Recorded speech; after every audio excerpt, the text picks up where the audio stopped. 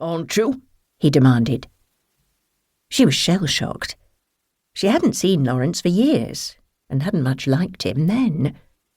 Had Desmond told him she would cook for a chalet full of people without even asking her first, and assured him that she was not attractive enough to lure away any passing zillionaires?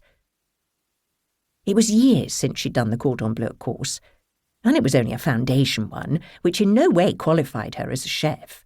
She tried to explain this to Desmond, but he stopped her mid-flow, his voice calm, as if he was soothing a wild animal. "My dear, I've no doubt you've been through a terrible time with your no-good husband, but you need to keep your wits about you, not waste away picking over every painful detail. Lawrence is frantic. He needs a chef at Jacaranda from now until early January. And you've just said you're free and you can cook. He'll send you the fare, and you'll have a wage, board and lodging, and even time to ski. Surely you'll jump at the chance." He sounded peevish.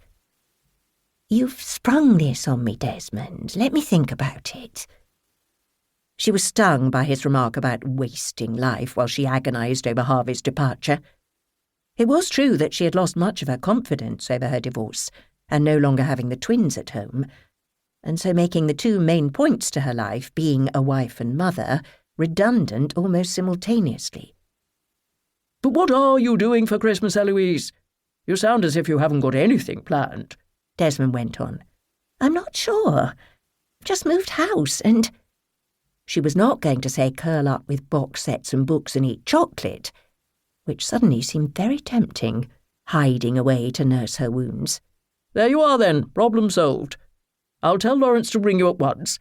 Jacaranda's a lovely chalet. Of course you know, having stayed there with me and dear Maddie and your parents. And didn't you all come one Christmas when you and Joanna were children? Oh, what good times they were. I wish I wasn't so old and infirm and could ski those slopes again." He sounded wistful. He went on, "You'll love it, you know you will, all those stunning mountains and powdery snow."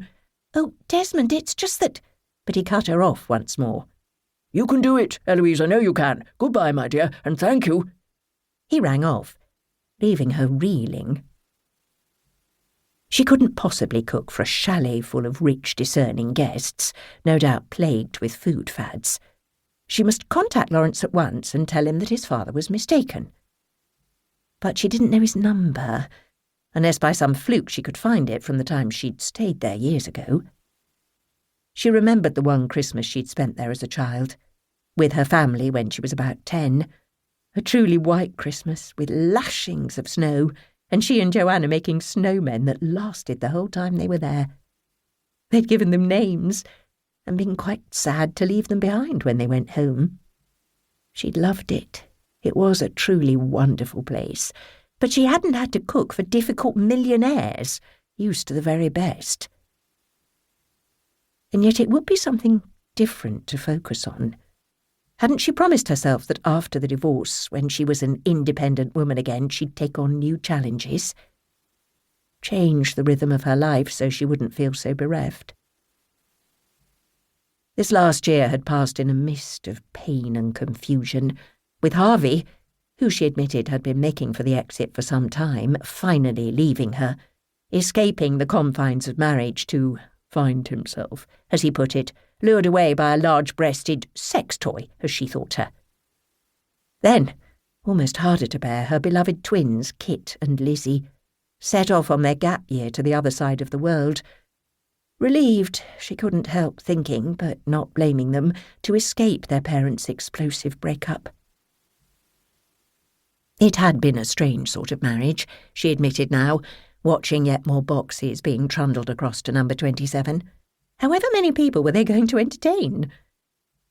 Certainly more than her, if she stayed home alone as she'd planned.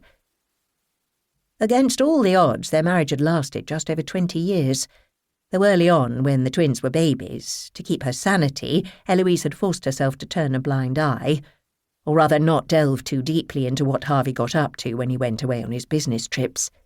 He worked in the travel industry, which mostly involved beaches and the occasional ski resort, and these, with their skimpy clothing at one and ski